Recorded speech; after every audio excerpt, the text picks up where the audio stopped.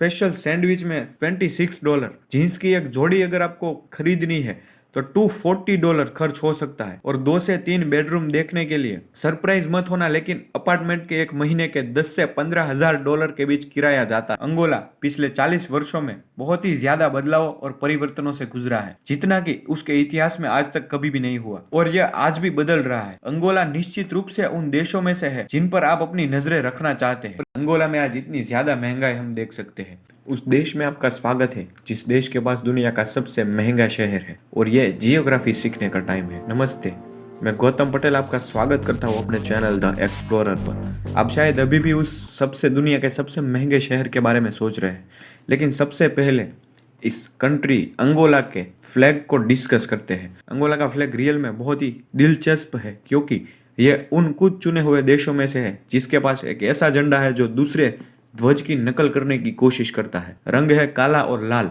काले रंग अफ्रीका का प्रतिनिधित्व करता है, और लाल रंग, जैसा कि आप अनुमान लगा सकते हैं, अंगोला के लिए लड़ने वाले लोगों का खून का प्रतिनिधित्व करते हैं। और बीच में है अंगोलन प्रतीक। प्रतीक एक मोगटे वाला है जिसमें आधा कॉगविल लगा हुआ है, जो कुछ हद तक पुराने यूएसएसआर के हथौड़े और दरांती के झंडे की नकल करता है। बीच में दरांती भी है जो कि किसान और कृषि का प्रतिनिधित्व कर रहा है। उद्योग यानी कि बिजनेस का प्रतिनिधित्व करने वाला आधा दलदल बना हुआ है, और देश की प्रगति, देश के विकास और देश के सम्मान के लिए प्रतिनिधित्व करने वाला एक सितारा भी लगा हुआ है। अब आप शायद ये सोच रहे होंगे कि अंगोला के पास ऐसा झंडा क्यों है जो कि पूर्व सोवियत संघ के झंडे की नकल करने की कोशिश करता है।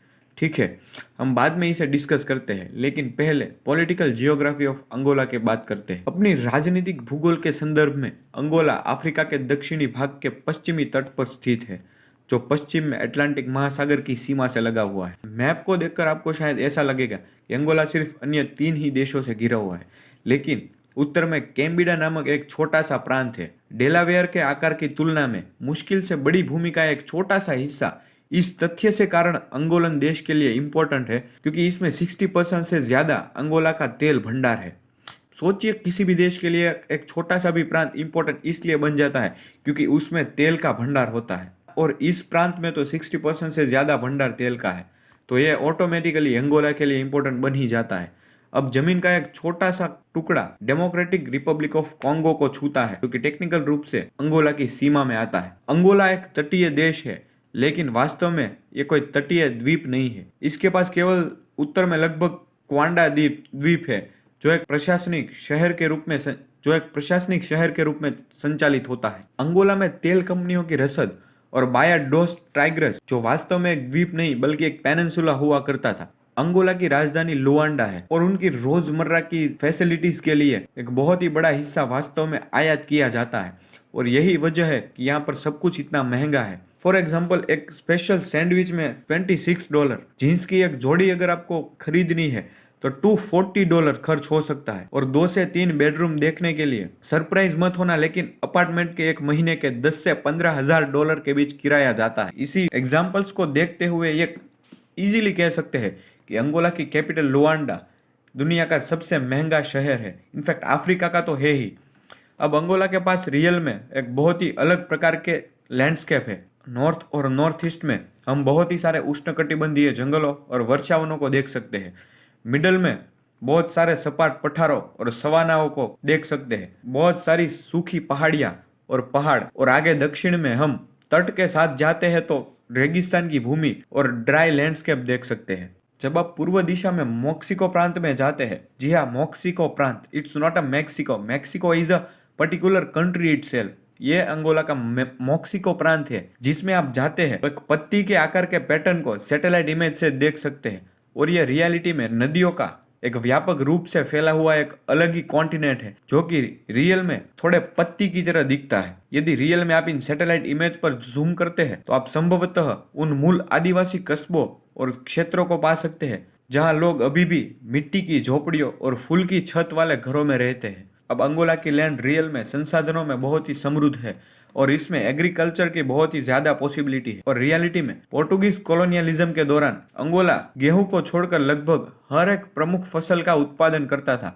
और कॉफी और केले को बहुत ही लार्ज स्केल पर एक्सपोर्ट भी करता था। हालांकि कृषि जो पहले बहुत ही कुछ हुआ करती थी अंगोला में, और प्रोडक्शन बहुत ही लार्ज स्केल पर हुआ करता था, उसका सिर्फ 1% कॉफी अब एक्सपोर्ट होता है। प्रॉब्लम यह है कि अंगोला अपने पास्ट में एक बहुत ही खतरनाक सिविल वॉर से गुजरा था और ये सिविल वॉर के दौरान रियल में किसी भी देश में बुनियादी ढांचे में इन्वेस्ट करने के लिए ज्यादा ना ही समय होता है और ना ही ज्यादा पैसा। और सिविल वॉर के दौरान और उसके बाद अंगोला का डेवलपमेंट और उनका एक्सपोर्ट सेक्टर बहुत ही धीमा हो गया और पूरी तरह से एग्रीकल्चरल एक्सपोर्ट को रोक दिया गया। ये भी ध्यान रखें कि हर जगह बारूद से लैस सुरंगें लगाई गई। हालांकि अंगोला देश जितना संभव हो सके उतनी अच्छी वापसी करने की कोशिश कर रहा है। आज तक 95% से अधिक एक्सपोर्ट वास्तव में तेल से होता है और ये तो क्लियर है कि जो भी देश 95% से ज्यादा तेल का एक्सपोर्ट करता है वो देश की इकोनॉमी कंप्लीटली तेल पर ही डिपेंड होती है और इसीलिए अंगोला में आज इतनी ज्यादा महंगाई हम देख सकते हैं। अब आप शायद पूछ रहे होंगे कि अंगोला एक गृह युद्ध में क्यों चला गया, ये सब क्या चल रहा है। Let's discuss it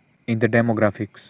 2014 तक अंगोला में कंजर्वेटिव एस्टिमेट यानी कि रूढ़िवादी अनुमानों के साथ लगभग 22 मिलियन लोग हैं और 3 मेनली समूह है लोगों के, ओवीबुंडू, अबुंडू और बाकोंगो। अन्य अल्पसंख्यक समूह भी मौजूद है जो कि बाकी बची आबादी को बनाता है, जैसे कि ओम्बो, चौकवे और किंडोगा लोग। लगभग 2% आबादी मेस्टीजो है या फिर काले और सफेद लोगों के बीच मिक्स है। इसके अलावा लगभग 1% आबादी यूरोपियन है और ज्यादातर पोर्टुगीज और लगभग 1% आबादी चीनी भी है। पिछले कुछ दशक में रियल में अप्रवासियों की भारी आमद हुई है जो कि ज्यादातर व्यापार के लिए अंगोला में आते हैं। वास्तव में यह काफी प्रभावशाली और इम्प्रेसिव है कि अंगोला का 1975 से पहले चीन से कोई भी रिलेशंस नहीं थे। अब अंगोला की आधिकारिक भाषा वास्तव में पोर्टुगीज है क्योंकि 1975 तक 400 से अधिक वर्षों के लिए अंगोला एक पोर्टुगीज कॉलोनी था। हालांकि ये थोड़ा हिस्ट्री का टॉपिक है जिसे हम अलग से एक वीडियो में कवर करेंगे, लेकिन फिलहाल हिस्ट्री से रिलेटेड कुछ चर्चा कर लेते हैं। अंगोला कोरियन वॉर और वियतनाम वॉर की ही तरह था